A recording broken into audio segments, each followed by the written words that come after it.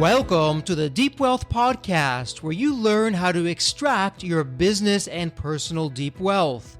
I'm your host, Jeffrey Feldberg. This podcast is brought to you by Deep Wealth and the 90-Day Deep Wealth Experience. When it comes to your business deep wealth, your exit or liquidity event is the most important financial decision of your life. But unfortunately, up to 90% of liquidity events fail. Think about all that time and your hard-earned money wasted. Of the quote-unquote successful liquidity events, most business owners leave 50% to over 100% of the deal value in the buyer's pocket and don't even know it. I should know.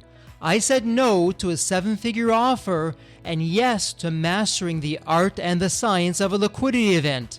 2 years later, I said yes to a different buyer with a 9-figure deal. Are you thinking about an exit or liquidity event? Don't become a statistic and make the fatal mistake of believing the skills that built your business are the same ones to sell it. After all, how can you master something you've never done before? Let the 90-Day Deep Wealth Experience and the 9-step roadmap of preparation help you capture the best deal instead of any deal. At the end of this episode, take a moment and hear from business owners like you who went through the Deep Wealth Experience. Kelley Powell is the founder of MacLaurin Group, a company providing technology operating partner services to portfolios of private equity companies. Supporting companies in growth and M&A activities, Kelley brings a unique experience from founder-led organization to multiple private equity-led cycles. Kelley is an avid mentor, angel investor, and chairwoman for the Vinci Center for Innovation Angels Advisory Board at VCU. She's also a board member of the Richmond chapter of the Association for Corporate Growth, and in 2020 was appointed by Governor Northam to serve as a member of the Virginia Council on Women. Welcome to the Deep Wealth Podcast, and as usual, I don't have any guests. I have an absolutely epic guest. Let's look at the checklist here. Founder, check. Author, check. Thought leader, check. Involved with private equity, check. Investor, yes. Wow, we have it all, but I'm going to stop right there. Kelley, welcome to the Deep Wealth Podcast. Such a pleasure to have you with us. And you know what, Kelley, there's always a story behind the story. So what's your story? What got you to where you are today? Thank you so much for having me. My story, I thought I was going to have a career in data, which is what landed me at a company here in Richmond. We did phenomenal things for colleges and universities. And we got the eye of private equity. And that growth at the same time of doing other things in our community around mergers and acquisition launched into what has become a career in private equity and in serving founders, growing their businesses. And it's interesting, Kelley, as you mentioned private equity, depending on who you speak to, you'll get different kinds of reactions. And why don't we talk about that? Because I know offline you said something fascinating to me that the listener should really hear. And it's actually counterintuitive with what you said. So I'm not going to steal your thunder with that. But why don't you share for our listeners in terms of timing and private equity and what your thoughts were with what we were talking about beforehand? The private equity in creating wealth, it fuels our economy for university endowments. It fuels our economy for retirement funds. There's so much that is phenomenal about private equity, but not everybody thinks private equity is for them. They see private equity as something that they wouldn't want to do. So what's really phenomenal about being with you on this podcast is that your listeners are founders who are wanting to know how they grow their businesses to have really successful businesses and their growth, regardless of whether or not they are going to consider private equity. As I think with my book, the perfect person is going to be the founder that is just starting out or the founder that's growing their business. And they'll say, well, yes, but I don't need to read Kelley's book because I'm not interested in private equity. It's not for me. But if you're going to want to grow your business, that private equity might look at you later down the road, you don't know it now. But wouldn't you want to know all the secrets on what makes that company successful? I'm hoping that your listeners will pick up my book and learn all the secrets to know what to do and what not to do as a founder as they're growing in their business, regardless of private equity. And speaking of your book, Courage to Lose Sight of Shore, how to partner with private equity to grow your business with confidence. And for our listeners, we'll have this in the show notes. It'll be a point and click. And it's really a must read because much like what Kelley talks about, same thing here at Deep Wealth, where with our 9-step roadmap, we're saying, hey, forget about a liquidity event. Forget about an exit. If you can't grow your business, if you don't have a business, then what does it matter at that point? And Kelley, we're really on the same page. Now, with your background and everything that you've seen, why don't we start with glass half full? And I know you and I, as founders and entrepreneurs, the glass is always not only half full, it's brimming over with just opportunity. But on the flip side of that, you're probably seeing what I like to call Pareto's Law. 80% of maybe the mistakes or the failures that are out there are probably coming from, give or take, 20% of the same root cause or error time and time again. For the business owners, whether they're a startup, Kelley, or whether they've been in business for decades, what would be some of the top mistakes that you're seeing time and time again that people should know about? Yeah, and I think it's even more important now with the economy and with things that, things can change. Things change all the time. They can change any minute. Give yourself the gift of being able to be as efficient and as easy and make the process as painless as possible. The first and foremost is know your numbers. It should not become a huge uphill battle to be able to create your numbers for someone. I think about when you ask me a question like that, think about, okay, when I've been sitting across the table from a client and I can see the gentleman right now as we're having the conversation around pulling the numbers together. And he says to me, this is such a heavy lift. This is distracting from working on the business and growing our business. And it is a process is going to be a heavy lift, but there are things that you as a founder can be doing even before you think about any process, to your point, that's just good for growth. And one of those things you can do is knowing your numbers. And I think we often hear, what are your highest revenue customers? Mm-hmm. What are the ones where you're making the most money? And I think that is very important. But at the same time, we can make the mistake of understanding the cost of a client too as well.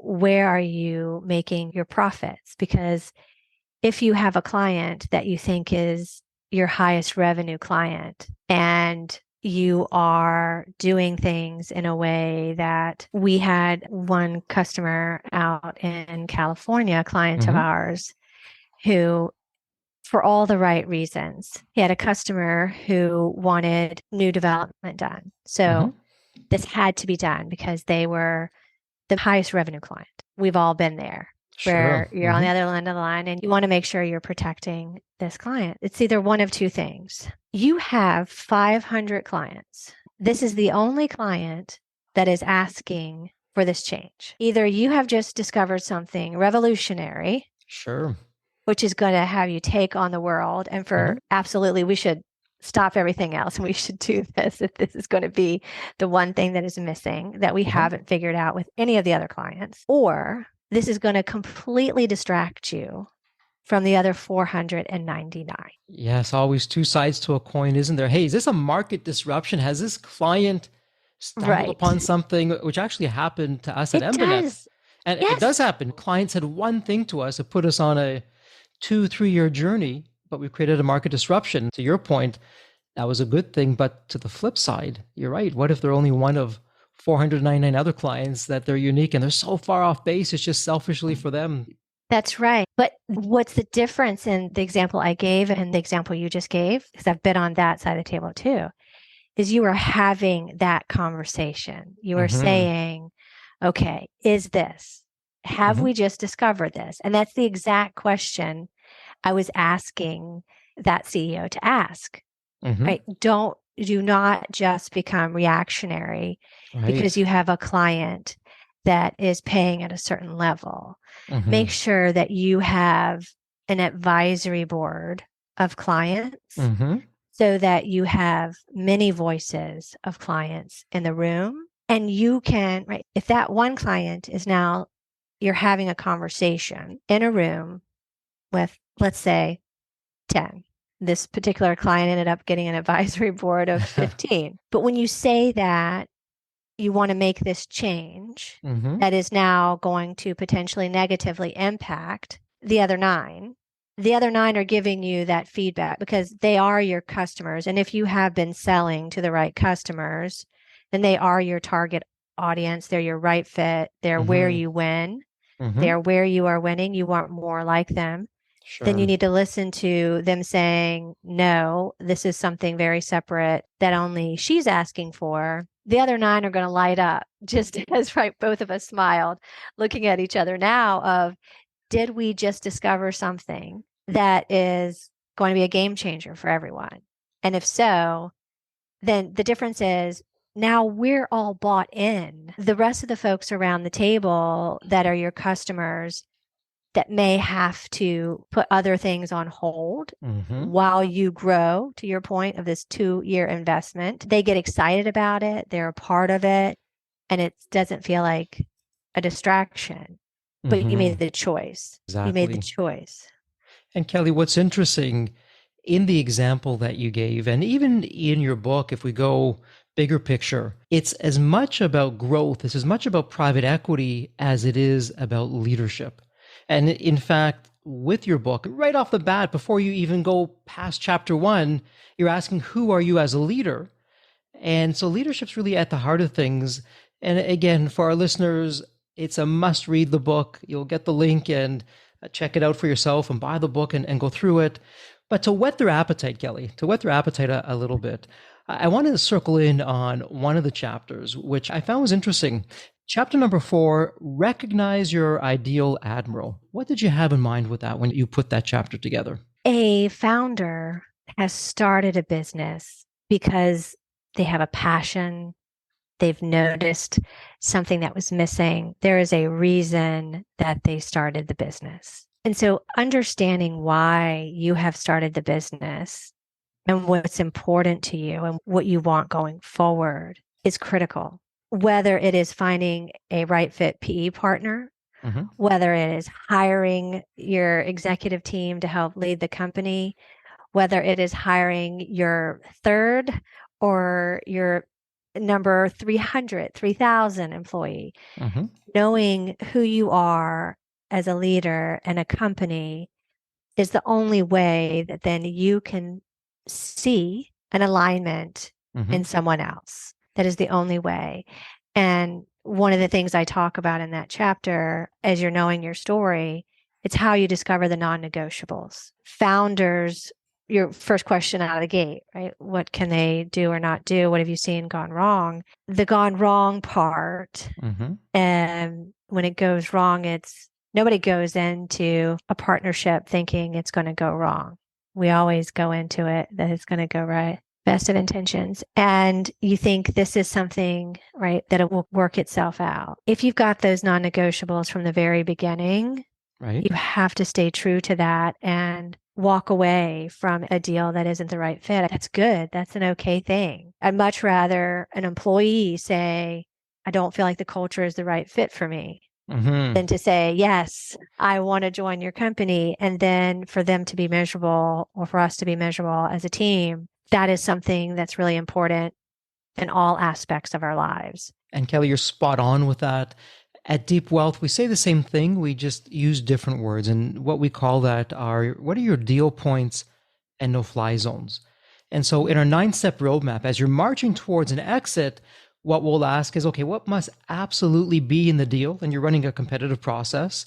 Even though some PE firms don't like that, no apologies for that. It is what it is, but you're running a competitive process. And if certain deal points aren't there, you're walking away. It's got to be in the deal, or your no-fly zones. Hey, this cannot be in the deal for any reason whatsoever, because if they are, I'm walking. But just to what you're saying, your point, what we also share with business owners, it doesn't have to be just for your exit or liquidity event.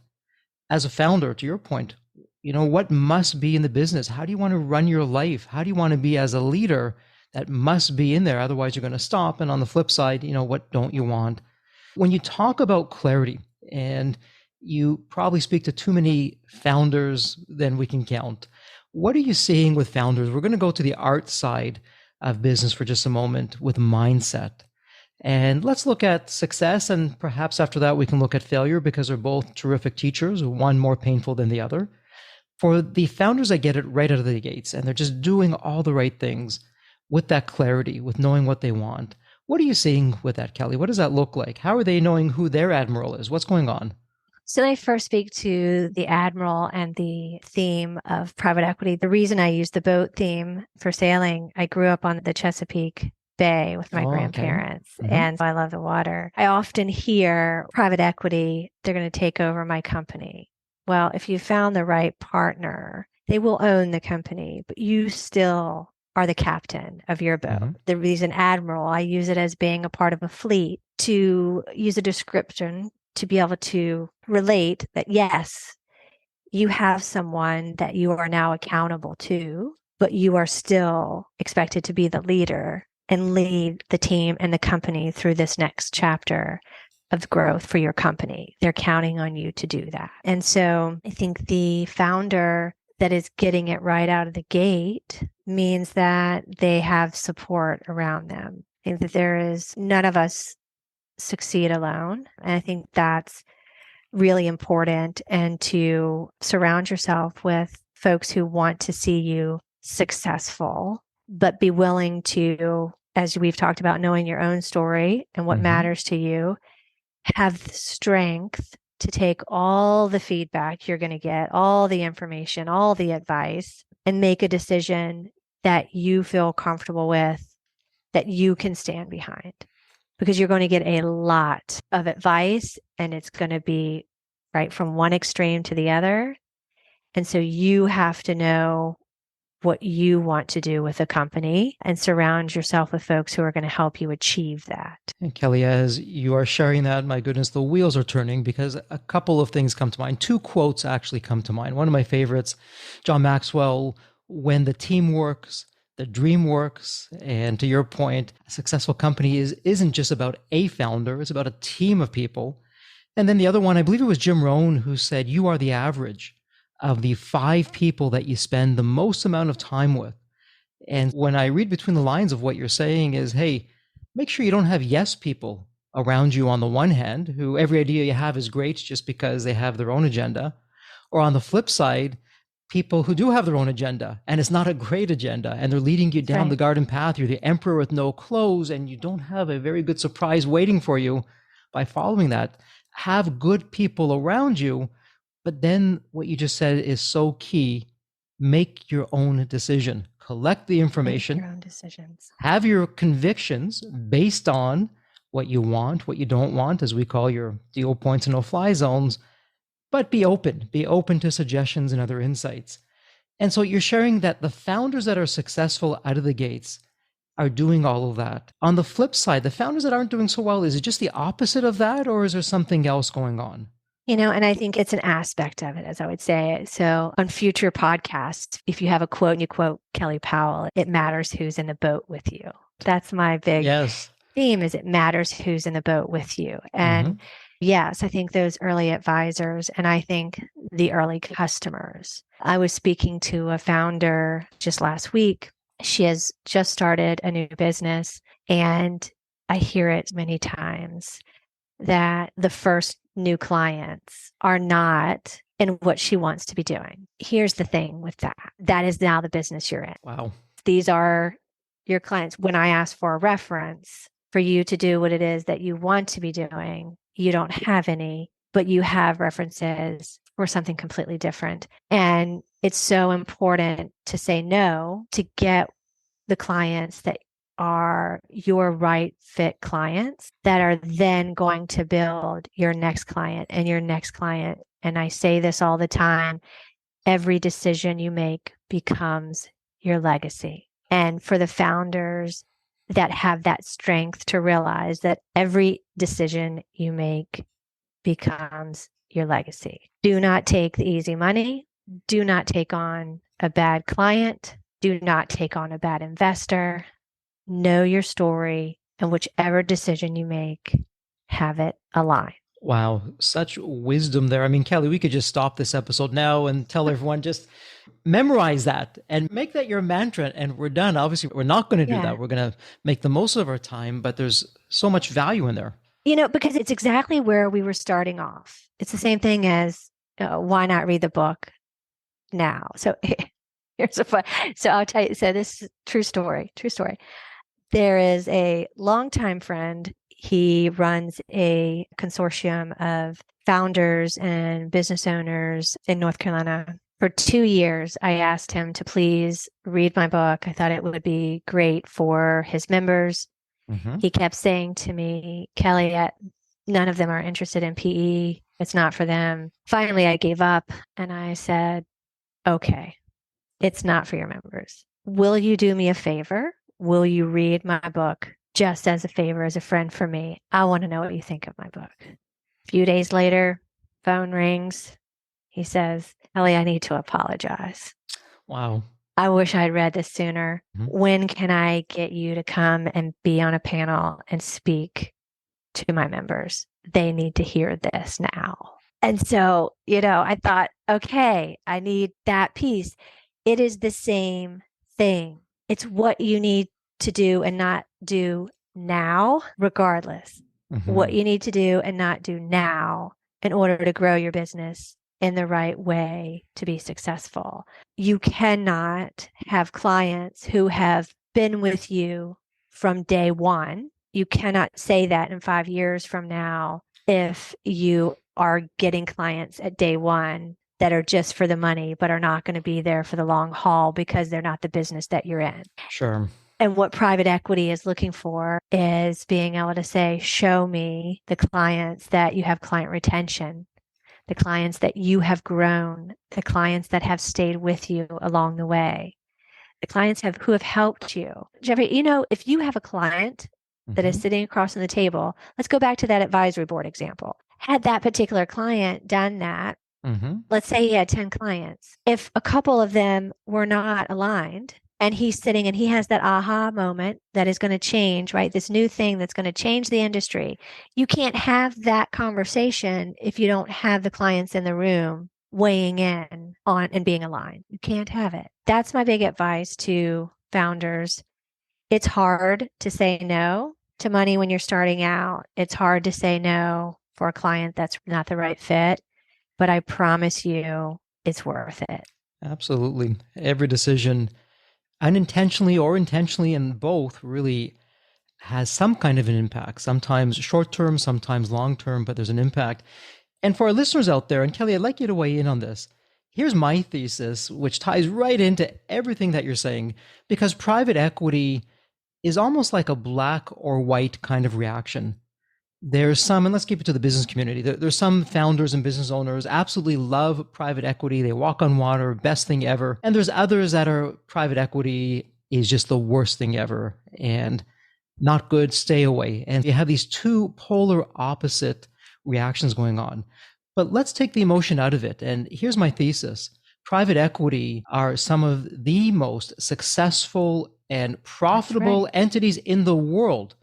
And even if you leave the quote unquote private equity world and you go into some of the most profitable companies, the most successful companies, particularly the publicly traded ones, I'm not going to name them, you know who they are. Guess who's behind them? Private equity. And private equity has a formula that they run their business off of. We're not going to make an investment unless we see A, B, C, all the way through Z in these companies. So for our listeners, I want you to think about that. And then, Kelley, what also was intriguing, just researching and before coming into the episode, I read this review on your book. And here's a review. I'll read it for the listeners. I work with hundreds of business owners. Most have no understanding of private equity and how it might help them succeed. Problem solved. Powell's book dispels the myths and shares practical advice in an easy-to-read book full of stories and insights. Here we have someone, perhaps an investor or a coach or whoever that person is, who's saying, you know what, business owners out there, read the book. You're getting an insight on the world of private equity. You're going behind the scenes with it, with the strategies that you're doing. Kelley, with that buildup, from your perspective, let's reveal the secret sauce for private equity. What do you think makes them so successful?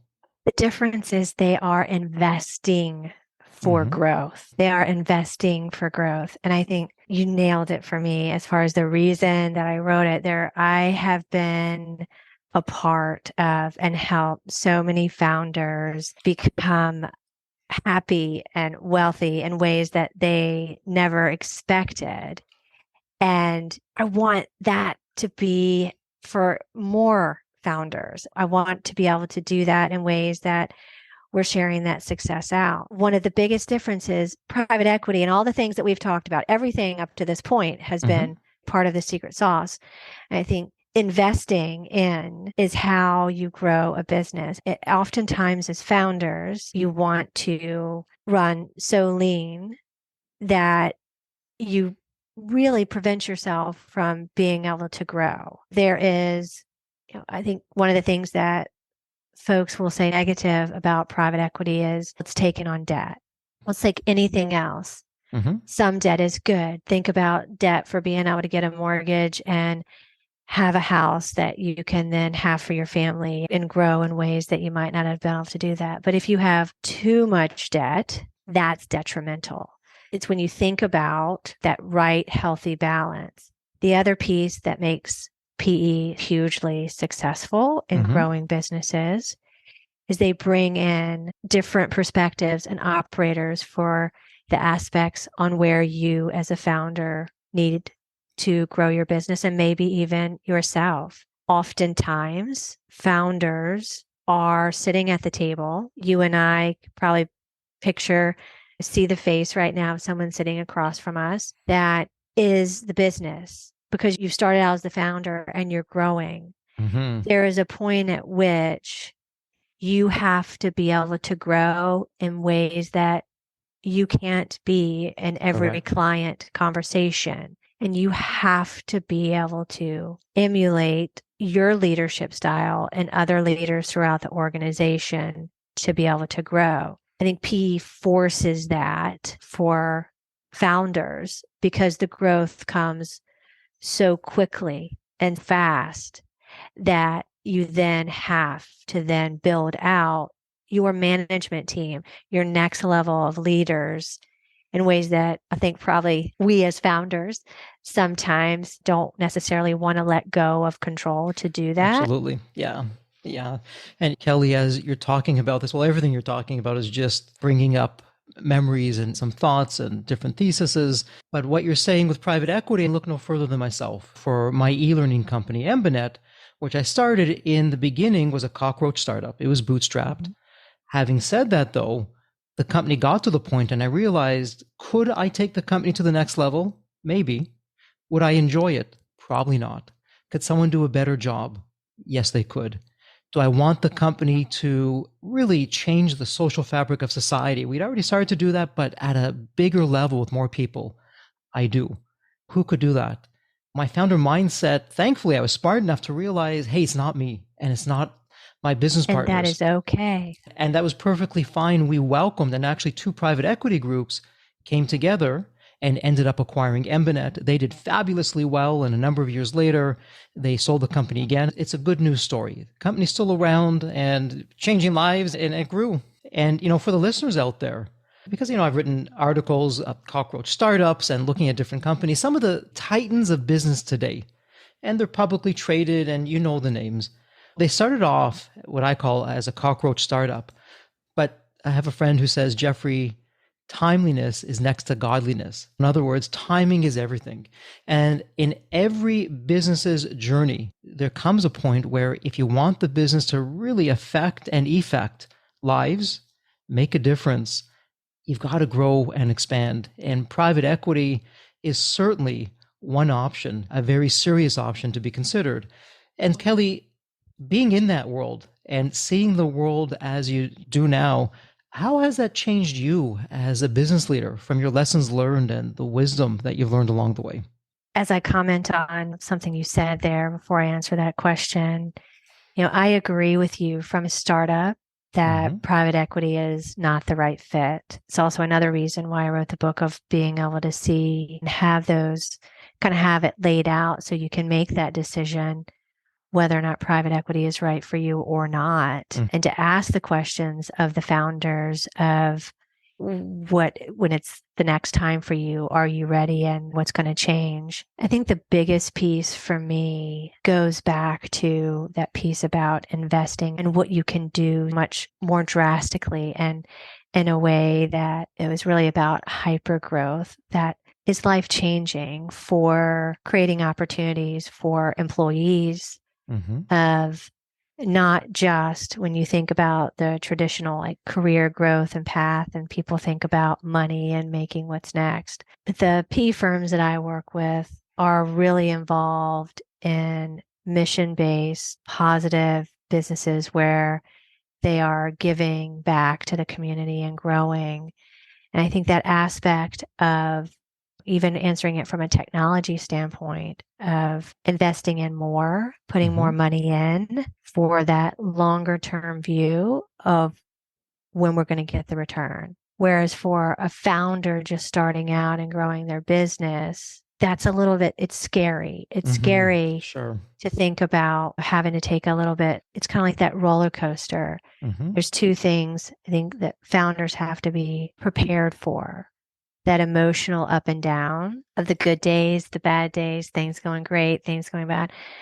And I have people say to me, right, you've reached this point, where the business is great. At the point of growth, now whether or not you're taking on an acquisition or whether you're taking on private equity, you can almost think of it as that kind of next phase of almost being in a startup phase again, where you are now taking the investment, which is kind of like that. You're taking a risk, you're banking on it working. And I think the thing that has been surprising to me has been just how much the PE funds do give back and fuel our economy.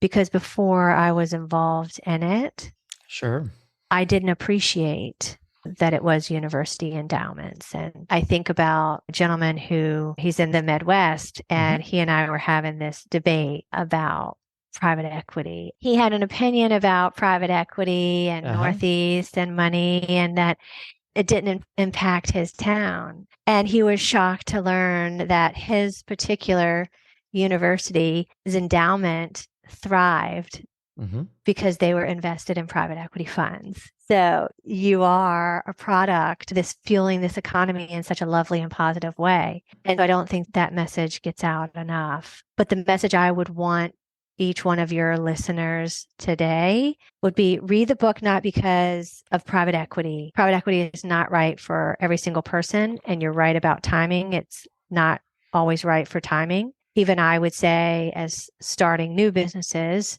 they're not right for private equity to take on. You have to have the alignment and have to have the folks in the boat with you for whatever moment you are currently in for growing your business. But there is no reason why you should not give yourself the gift of reading and learning what are all of the secrets. We've talked about some of them here, to being able to grow your business in a way that you are attractive to PE. You can be attractive and say, no, I don't want to date you. I don't want to marry you. But why not do everything that you want to do for growing your business to have them give you a nod? You can do that to remain a family business. I was at a breakfast this morning with the phenomenal folks from Lego. They're just starting a new manufacturing plant here in Virginia. We're so excited to have them. And we're talking about the fact that they're a global business, but they've been a family business for 90 years. They are still a family-owned business. It's incredible. Yeah. And I'm a huge fan of alignment, whether that is staying a family business or whether that is taking on private equity. I just think folks should be empowered with the knowledge. Absolutely. And Kelley, as you're talking about this, and for our listeners, just to take it in a bit of a different direction, it's the same message, the same story. Let's imagine, Kelley, that you and I were learning to play tennis. We have a choice. We can go to other beginners ask them, can you teach me how to play tennis? We all know where that's going to go. It's not going to go very well. Or what if we found a champion from Wimbledon who's now coaching? And very quickly, we get on the fast track. We're going to learn how to become a better tennis player. Does it mean that we're going to turn pro and start competing? Not necessarily. Maybe if we want to, we could, but we don't have to. And it's the same thing with private equity. They're some of the best run companies in the world. Why not learn from them? And then you decide what you want to do with that. And Kelley, let me change gears here for just a moment, because outside of this, you're doing a lot. You're paying it forward. You're a role model. You were appointed by the governor, as an example, to be a member of the Virginia Council on Women. And at the same time, you're doing something interesting at the Vinci Center for Innovation, the Angel Advisory Board. And not just any place, but for the Virginia Commonwealth University, which has been around for ages. So talk about grassroots. What's going on with that?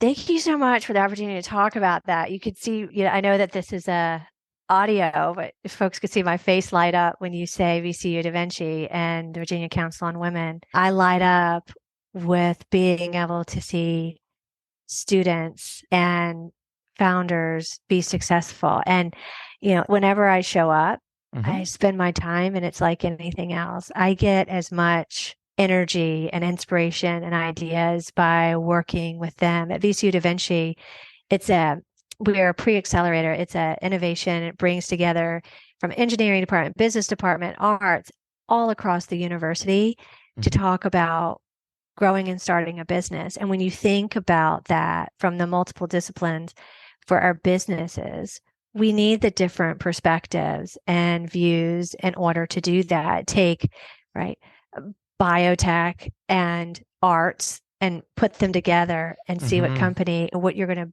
build. And these students, we were named Fast Companies, world-changing ideas. And we have it's the Shift Retail Lab. It's right where the students can build products, put them on the shelves, and they can talk to the marketplace to see if they can sell their wares even before they decide that they're going to take and grow and build this company. The market research right there. Can you sell it? You have an idea, try to sell it. And the Virginia Council on Women, we have a STEM essay contest every year. And the lovely thing about that group is we are there to listen to the women and girls across the state and to be advocates for them and a voice in things that are important to them, from healthcare to education, and wanting to be a role model to say, step up. You can be anything you want to be. And the young ladies who come through that and are writing those essays, they are changing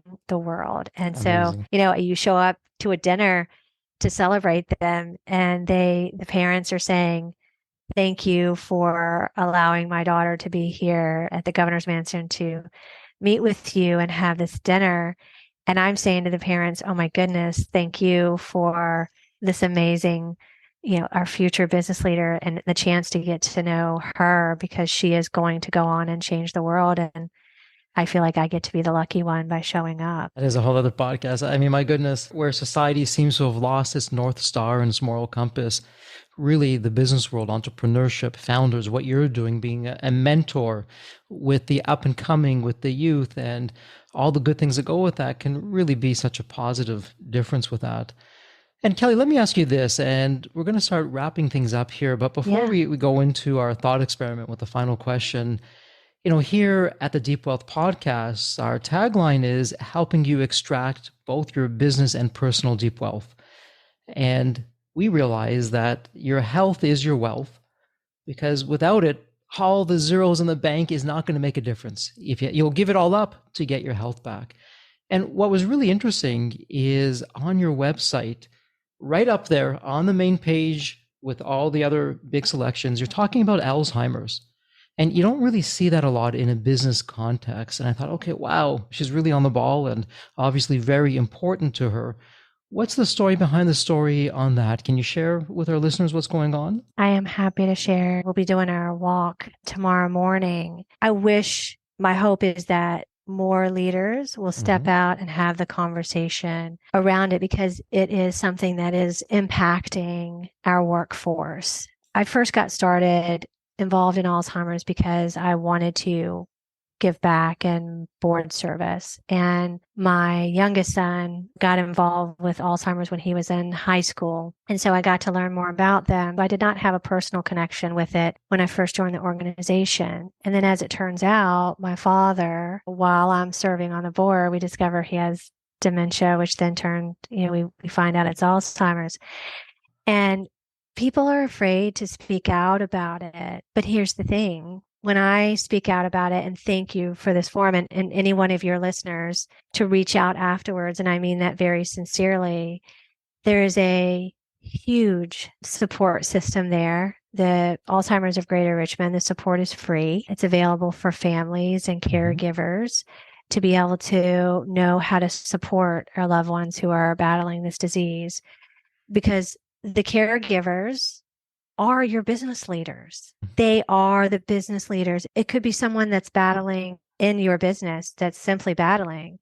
It could also be someone who is caring for a loved one, and they are having to be pulled from being able to support your business and what you're doing and being able to have a conversation of bringing in support. One of the things that we do is we host a leadership conference here for our businesses locally to be able to give them support in talking to their business leaders on how to support their families and educate them and provide that support. I believe it's showing up authentically. We are all connected. We all have things that we are battling and struggling with and supporting. And if we can show up and do that with one another, then it's really good for growing our businesses and having joy in our personal life because we're helping one another do it. And, it's something that I am really passionate about. And thank you for your kind words and recognizing that I want to put that out there. And I think we should all have things that we're personally driven by. And I want to put love and light in the world. And I want to make sure that we find a cure, because I think no one should have to forget that the people they love, and they sure shouldn't have to forget that they are themselves loved. Just a fundamental thing. That's why I fight. Terrific inspiration behind that, and for paying that forward and putting that out there for people and just generating that awareness. And for listeners out there, everybody knows somebody, and I'd be very surprised, unfortunately, just with the prevalence of Alzheimer's and other diseases, there's likely somebody in everyone's circle who is going through that. And our hearts out to those people and to those families. And from your lips to God's ears, Kelley, for having a cure, and may the awareness and the walk that you're doing tomorrow be successful and generate the funds that can really make a difference. And Kelley, we're going to segue now into the wrap up, and it's a fun thought experiment. And here's what I'd like you to think about. If you remember the movie Back to the Future, you have that magical DeLorean car, isn't it? Yeah, a fabulous movie. You have that magical DeLorean car that can take you to any point in time. So here's where the fun begins, Kelley. It's tomorrow morning. You look outside your window, and there it is. Not only is the DeLorean car by your door, it's waiting for you to hop on in. You hop into the DeLorean car, and you can go back to any point in your life. Kelley, as a young child, as a teenager, whatever point in time it would be, what would you tell your younger self in terms of life lessons or life wisdom, or, hey, Kelley, you do this, but don't do that? What does that sound like? I love this question. So I can see myself with pigtails, right? I had a pony named Gumdrop, and would tell myself that, Kelley, recognize that you're really lucky because you have advocates around you who allow you to have spunk and be determined, and they've given a belief in you that you can do anything you want to do. My mom and dad did. The same time I was a ballerina, I had a pony, and I would also build bricklaying with my father and cement. I was never boxed into what I had to be. And Kelley, just keep that and appreciate that you have that. All the founders out there listening have that spirit. Don't let anybody question your spunk and determination, because chances are, if you're a founder and you're starting a business, you've got an idea that some people might think, why are you taking that chance? Why are you doing it? Are you crazy? You should probably take the safer route. Why are you the loud one? Why are you Yeah. what are you doing? Why are you riding that pony backwards? Because you can. And surround yourself. If you don't have people around you believing in your idea and in you, find them. Find your village and surround yourself and listen to the people that are going to positively influence your momentum forward. And to every person who has done that for me to get to this point, I'm eternally grateful because I recognize that I have had that. And I didn't realize at the time just how much. Wow, some powerful insights and wisdom, and a great takeaway for our listeners. And Kelley, as we begin to wrap this up now, and we'll have all of this in the show notes, we'll certainly have a link to the book that's there and to your website. If someone wants to find you online, they want to learn more, they'd like to reach out to you, what would be the best place? Kelley, Kelley, Powell.com. You can reach me at Kelley@KelleyWPowell.com by sending me an email. There's a way to sign up for my mailing list on my website. You can go directly to Amazon for my book, or also on my website, you can buy the book. You can find out about Alzheimer's, other things. I'm starting some really amazing and fun things for founders that I think your listeners will be very interested in. Stay tuned. Keep a watch on KelleyWPowell.com to learn more in the very near future, and reach out. And if you just know that if you do reach out, I do respond. Try me. I love that. And you're giving us a little bit of suspense of, hey, this isn't the end. This is just the beginning. I have some really interesting things coming down the line here, but you're going to have to wait for that. You gotta wait. It's going to be good. We'll look forward to that. Kelley, this is an official wrap. Thank you so much for just your wisdom and being so open, transparent, and sharing all of your insights. And as we like to say here at Deep Wealth, as we wrap this up, please continue to stay healthy and safe. Thank you. Thank you so much. The Deep Wealth experience was definitely a game changer for me. This course is one of the best investments you will ever make because you will get an ROI of 100 times that. Anybody who doesn't go through it will lose millions. If you don't have time for this program, you'll never have time for a successful liquidity. I mean, it was the best value of any business course I've ever taken. The money was very well spent. Compared to when we first began, today I feel better prepared, but in some respects, maybe less prepared, not because of the course, but because the course brought to light so many things that I thought we were on top of that we need to fix. I 100% believe there's never a great time for a business owner to allocate extra hours into his or her week or day. So it's an investment that will yield results today. I thought I will reap the benefit of this program in 3 to 5 years down the road. But as soon as I stepped forward into the program, my mind changed immediately. There was so much value in the experience that the time I invested paid back so much for the energy that was expended. The Deep Wealth experience compared to other programs is the top. What we learned is very practical. Sometimes you learn stuff that is great to learn, but you never use it. The stuff we learned from Deep Wealth experience, I believe is going to benefit us both. I've done an executive MBA. I've worked for billion-dollar companies before. I've worked for smaller companies before I started my business. I've been running my business successfully now for getting close to a decade. We're on a growth trajectory. Reflecting back on the Deep Wealth, I knew less than 10% what I know now. Maybe close to 1% even. Hands down, the best program in which I've ever participated. And we've done a lot of different things over the years. We've been in other mastermind groups, gone to many seminars, workshops, conferences, retreats, read books. This was so different. I haven't had an experience that's anything close to this in all the years that we've been at this. It's 5-star, A+. I would highly recommend it to any super busy business owner out there. And Deep Wealth is an accurate name for it. This program leads to deeper wealth and happier wealth, not just deeper wealth. I don't think there's a dollar value that could be associated with such an experience and knowledge that could be applied today and forever. Are you leaving millions on the table? Please visit www.deepwealth.com/success to learn more. If you're not on my email list, you'll want to be. Sign up at www.deepwealth.com/podcast. And if you enjoyed this episode, if it added value, if you walked away with some new insights and strategies, please leave a review on your favorite podcast channel. Reviews help us reach new listeners, grow the show, and continue to create content that you'll enjoy. And as we wrap up this episode, as always, please stay healthy and safe.